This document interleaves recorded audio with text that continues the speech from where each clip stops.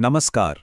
आज के इस विश्लेषण में हम एक ऐसे विषय पर बात करने वाले हैं जो भारत के रग रग में बसा है, क्रिकेट।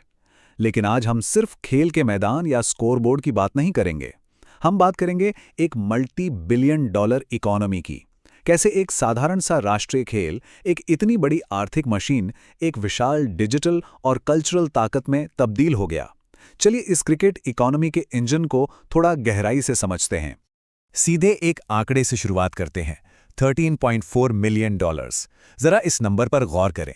2023 की मीडिया राइट्स डील के बाद इंडियन प्रीमियर लीग यानी आईपीएल के सिर्फ एक मैच की कीमत इतनी तय हुई है। ये आंकड़ा वाकई में हैरान करने वाला है।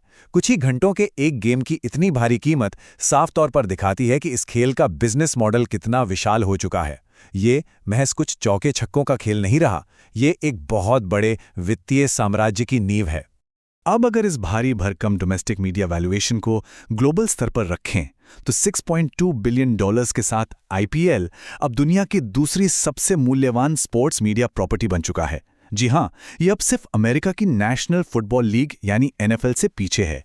इंग्लिश प्रीमियर लीग जैसे दुनिया के सबसे मशहूर फुटबॉल टूर्नामेंट्स भी अब पीछे छूट गए हैं। ये आंकड़े खेल जगत में एक सच्चे टाइटन के रूप में क्रिकेट के उदय को स्थापित करते हैं। लेकिन ये सब हुआ कैसे? इस जबरदस्त उछाल की कहानी इस चार्ट में छुपी है। 2015 में हॉटस्टार पर आईपीएल के करीब 200 मिलियन व्यूअर्स थे, लेकिन 2024 आते-आते जियो सिनेमा पर यह संख्या 620 मिलियन तक पहुंच गई।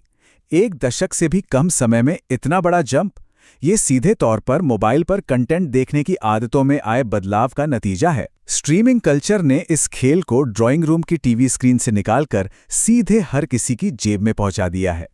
स्ट्रीमिंग क्रांति का ये सफर बड़ा दिलचस्प है। 2010 में आईपीएल यूट्यूब पर लाइव ब्रॉडकास्ट होने वाला दुनिया का पहला स्पोर्ट्स इवेंट बना था। फिर 2016 में जियो के एलटीई नेटवर्क के लॉन्च ने मोबाइल ब्रॉडबैंड की दुनिया में तूफान ला दिया। डेटा इतना सस्ता और सुलभ हो गया कि 2024 के टूर्नामेंट में कुल 350 अरब मिनट स्ट्रीम किए गए। आसान शब्दों में कहें तो सस्ते इंटरनेट और स्मार्टफोन्स ने करोड़ों लोगों की हथेली पर ही एक पूरा क्रिकेट स्टेडियम फिट कर दिया है। और ये डिजिटल बूम किस तरह फ्रेंचाइजी की ताकत में बदल गया, इसका सबूत है ये list.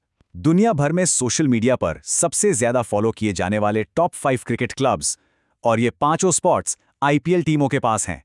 Chennai super Kings, Mumbai Indians, royal Challengers Bangalore जैसे क्लब्स के करोड़ों फॉलोअर्स हैं। मीम्स, सोशल मीडिया ट्रेंड्स और फैन एंगेजमेंट ने इन टीमों को ऐसे ग्लोबल ब्रांड्स में बदल दिया है जो किसी भी इंटरनेशनल स्पोर्ट्स टीम को सीधे टक्कर दे सकते हैं। The icons fuelling the franchise engine. अब तक हमने बिजनेस की बात की, लेकिन ये अथाह संपत्ति सिर्फ ब्रॉडकास्ट अधिकारों से नहीं आती। ये आती है उन खिलाड़ियों के दम पर जिन्हें भगवान की तरह पूजा जाता है। मॉडर्न क्रिकेट के इन दो मेगा स्टार्स को ही ले लीजिए। एक तरफ है एमएस धोनी, जिनकी ब्रांड वैल्यू 80.3 मिलियन डॉलर्स आंकी गई है। एक छोटे शहर से निकलकर आए धोनी, जो अपने शांत और जमीन से जुड़े व्यक्तित्व के लिए जाने जाते हैं। दूसरी तरफ है विराट कोहली, 110 मिलियन डॉलर्स की ब्रांड वैल्यू के साथ। उनका अंदाज आक्रामक और बेहद मार्केटेबल है। दोनों की अपनी अलग छवि है और दोनों ही भारत में बहुत बड़े कल्चरल आइकॉन्स हैं, जिन पर करोड़ों के ब्रांड एंडोर्समेंट्स टिके हुए हैं। इनके इन्फ्लुएंस का स्केल वाकई अद्वितीय है। इस नंबर को देखिए, 274 मिलियन। विराट कोहली इतने फॉलोअर्स के साथ इंस्टाग्राम पर सबसे ज्यादा फॉलो किए जाने वाले एशियाई व्यक्ति बन चुके हैं। और इस पहुंच की कीमत क्या है? रिपोर्ट्स बताती हैं कि कोहली अपनी एक स्पॉन्सर्ड इंस्टाग्राम पोस्ट के लिए लगभग $1 मिलियन चार्ज करते हैं। ये कोई छोटी बात नहीं है। ये पूरी की पूरी एक इकोनॉमी है जो सिर्फ एक व्यक्ति के सोशल मीडिया से चल रही है। वहीं दूसरी ओर एमएस धोनी के प्रभाव को समझना हो तो बस एक शब्द काफी है, थाला। तमिल में इसका मतलब है लीडर। चेन्नई के फैंस ने बड़े प्यार और गहरे सम्मान के साथ उन्हें ये नाम दिया है। ये दिखाता है कि कैसे ये खिलाड़ी खेल की सीमाओं से बहुत आगे निकल चुके हैं। ये सिर्फ फैन और प्लेयर का रिश्ता नहीं है, ये शहरों और लोगों के साथ एक बहुत ही गहरा, भावनात्मक और लगभग भगवान जैसा रिश्ता है। और यहीं से इस खेल की असली धड़कन का निर्माण होता है। येलो आर्मी और आधिकारिक विसल पोडू आर्मी जैसे फैन क्लब्स, ये सिर्फ कुछ फैंस का समूह नहीं है, ये संगठित सेनाएं हैं। ये फैंस के उस गहरी मनोवैज्ञानिक बॉन्डिंग को दर्शाता है जहां लोग एक रंग, एक टीम और एक भावना के साथ जुड़ते हैं। देखा जाए तो यही कम्युनिटी इस पूरी फ्रेंचाइज मशीनरी का सबसे मजबूत पिलर है। फैंस की ये वफादारी असल जिंदगी में किस हद तक जाती है वो भी देखते हैं।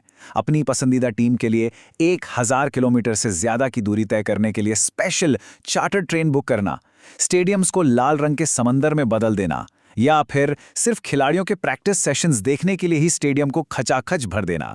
ये वो जुनून है जो शारीरिक और डिजिटल दोनों तरह से इस पूरे क्रिकेट इकोसिस्टम को असल ऊर्जा देता है। और फिर आते हैं वो नारे जो कल्चर का हिस्सा बन जाते हैं। ई साला कप नाम दे, इस साल कप हमारा है। रॉयल चैलेंजर्स बैंगलोर के फैंस का ये मंत्र सिर्फ एक नारा नहीं बल्कि एक बहुत बड़ा कल्चरल फुटप्रिंट बन चुका है। मीम्स के जरिए हार या जीत के बावजूद ये नारा हमेशा जिंदा रहा। और 2025 में जब इस टीम ने आखिरकार आईपीएल खिताब जीता तो दुनिया ने इस अटूट वफादारी का असली नतीजा देखा। एक साधारण सा वाक्य करोड़ों लोगों की उम्मीद का प्रतीक बन गया। तो अंत में यह विश्लेषण हमें एक बेहद विचारोत्तेजक सवाल पर लाकर खड़ा कर देता है। जिस तरह से मोबाइल एक्सेस लगातार बढ़ रहा है और फैंस की वफादारी गहरी होती जा रही है, क्या भारत की इस क्रिकेट इकोनॉमी की कोई सीमा है भी? एक ऐसा खेल जिसका इंजन अद्वितीय मानवीय भावनाओं, अटूट समर्पण और डिजिटल कनेक्टिविटी से चलता हो, उसकी भविष्य की संभावनाएं सच में असीमित नजर आती हैं। इस इकोनॉमी को गहराई से समझने के लिए हमारे साथ जुड़ने के लिए बहुत बहुत धन्यवाद।